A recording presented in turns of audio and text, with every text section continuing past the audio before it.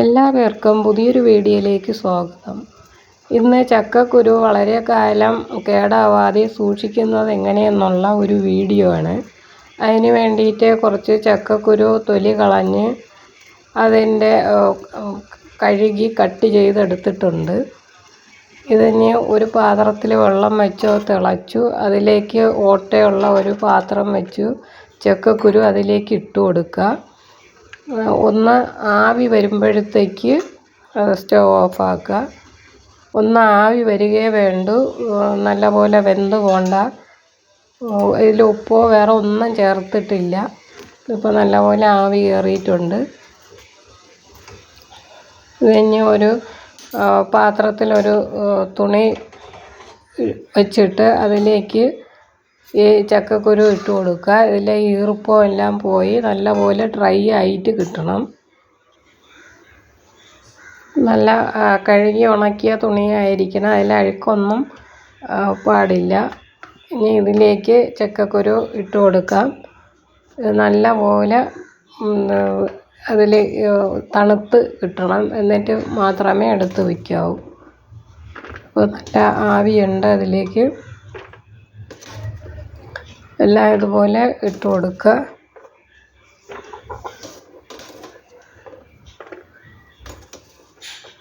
വെയിലത്തൊന്നും വയ്ക്കണ്ട, normal ടെമ്പറേച്ചറിൽ തന്നെ വെച്ചാൽ മതിയാവും. തുണിയിൽ ഈർപ്പം എല്ലാം പിടിച്ച് നല്ലപോലെ ഡ്രൈ ആവും.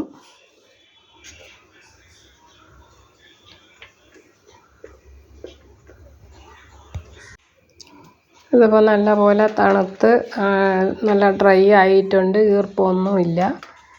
ഇത് ഇനിയും ഒരു സിപ്പ് ലോക്കിലാക്കി ഫ്രീസറിൽ വയ്ക്കുകയാണ് ചെയ്യുന്നത്.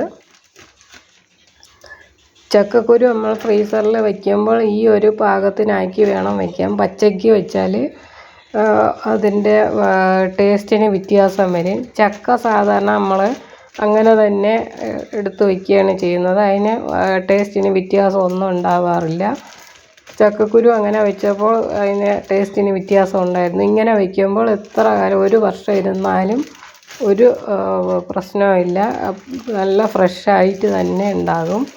ഇനി ഇത് ഒരു കവറിലും കൂടെ ഇട്ട് ഫ്രീസറിൽ വയ്ക്കാവുന്നതാണ്. തീരെ എയർ കയറാൻ പാടില്ല, എയർ ടൈറ്റ് ആയിട്ടുള്ള ഇതിൽ വേണം വയ്ക്കേണ്ടത്. ഇനി ഫ്രീസറിലേക്ക് വയ്ക്കാം. ഇത് ഞാൻ 2 മാസം മുമ്പ് വച്ചിട്ടുള്ളതാണ്. ആ സമയത്ത് ഞാൻ ചക്ക സൂക്ഷിക്കുന്നതിൻ്റെ ഒരു വീഡിയോ ഇട്ടിട്ടുണ്ടായിരുന്നു. അന്ന് ഞാൻ ചക്കക്കുരുവിൻ്റെ വീഡിയോ ഇടുമെന്ന് പറഞ്ഞിട്ടുണ്ടായിരുന്നു. ഇതിപ്പോൾ 3 കവറിലാക്കി വെച്ചതാണ്. എനിക്കിപ്പോൾ ഒരു കവറിൻ്റെ ആവശ്യമേ ഉള്ളൂ, അതുകൊണ്ട് 2 കവർ തിരിച്ചെടുത്ത് വയ്ക്കുകയാണ്. ചീരയും ചക്കക്കുരുവും തോരൻ വയ്ക്കുന്നതിന് വേണ്ടിയിട്ട് ഒരു കവറ് ഇങ്ങനെ ഇതുപോലെ പൊട്ടിച്ച് വെള്ളത്തിലേക്ക് ഇട്ട് വയ്ക്കുക. ഒരു 5 മിനിറ്റ് ആകുമ്പം തന്നെ ഐസെല്ലാം അലിഞ്ഞ് നോർമലായിട്ട് കിട്ടും.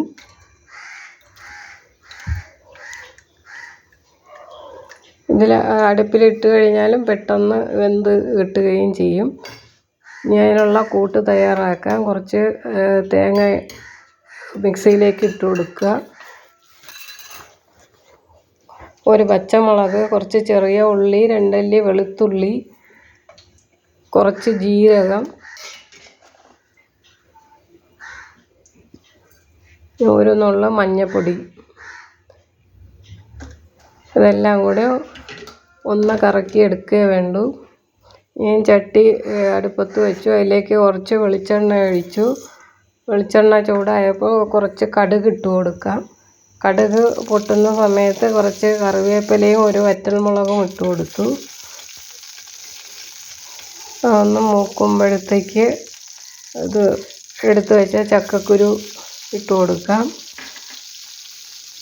അതിൻ്റെ ഒപ്പം തന്നെ ചീരയും ഇട്ട് കൊടുക്കാം. ചീരയുടെ വേവ് തന്നെ ഉണ്ടാവുള്ളൂ ചക്കക്കുരുവിനും.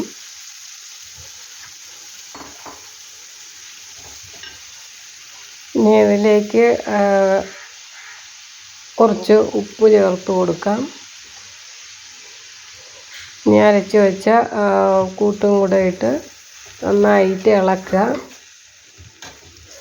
എല്ലാം നന്നായിട്ട് മിക്സ് ആയതിന് ശേഷം ഒന്ന് അടച്ച് വെച്ച് ഒരു 5 മിനിറ്റ് വേവിക്കുക. 5 മിനിറ്റ് ആകുമ്പോഴത്തേക്ക് നല്ലപോലെ ആവി വന്ന് വെന്തിട്ടുണ്ടാകും. ഇനി ഇത് അടച്ച് വയ്ക്കുക. ഇപ്പോൾ 5 മിനിറ്റ് ആയിട്ടുണ്ട്. നല്ലപോലെ ആവി വന്നിട്ടുണ്ട്. ഇനി ഇത് അടച്ച് വെച്ച് വേവിക്കേണ്ട ആവശ്യമില്ല. നന്നായിട്ടൊന്ന് ഇളക്കി എടുത്താൽ മതി. ഇപ്പോൾ തോരൻ റെഡി ആയിട്ടുണ്ട്. എല്ലാവർക്കും ഈ വീഡിയോ ഇഷ്ടപ്പെട്ട് കാണുമെന്ന് കരുതട്ടെ. Thank you.